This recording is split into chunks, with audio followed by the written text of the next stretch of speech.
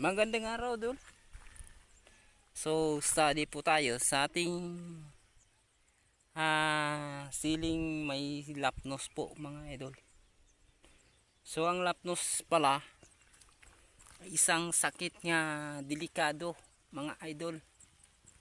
Kasi kadalasan lang po itong mga sakit ay laging pabalik-balik kapag ito ay nagtakbil sa yung tanim mga idol, or dumikit na po sa ating tanim.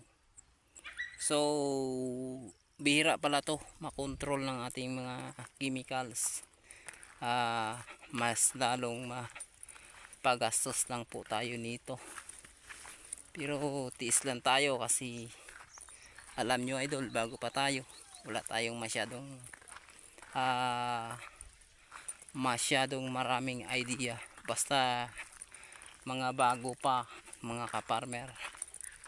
So shout out dyan sa mga nagtatanim ng siling, labuyo at sigang. So magandang araw, today is Sunday mga ka-farmer. So ayan, update po tayo sa ating mga pananim dito sa loob ng ating farm site. Ay dahil ito ay talagang may mga karamdaman yung tanim. Sa mga tao pa mayroong mga kunting karamdaman. So dito tayo daan kasi ayan, tayo dadaan mga idol.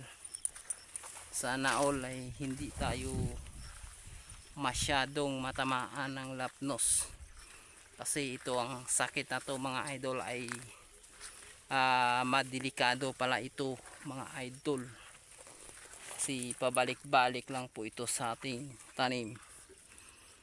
Tulad nito mga ka-farmer, yun lapnos. Doon sa kabila mga idol, sana po hindi talaga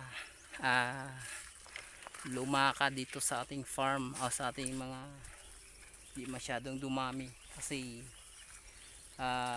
delikado, delikado ang ating tanim mga ka-farmer.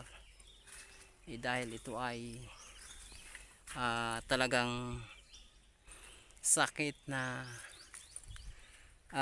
bihirang-bihira malunasan, bihirang-bihirang umalis sa ating tanim.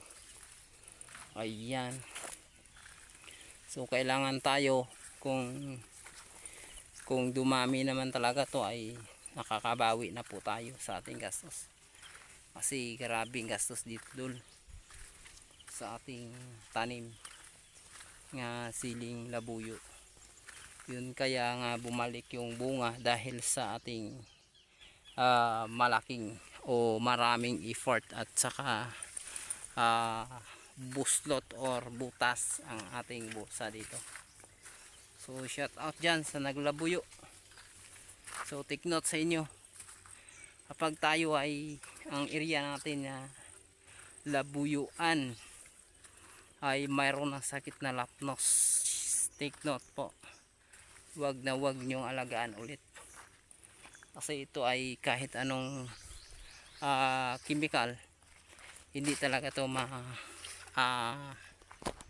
makontrol, o kailangan lipat tayo ng bagong area. Yun lang mga idol. At yung area na labuyuan natin ay tanim na lang tayo ng ibang klaseng tanim, para ito ay hindi magpatuloy sa ating tanim, di ba? So ito na po. Thank you very much and God bless. Sana po mayroon kayong kunting aral na makukuha sa ating video ngayon. So thank you very much.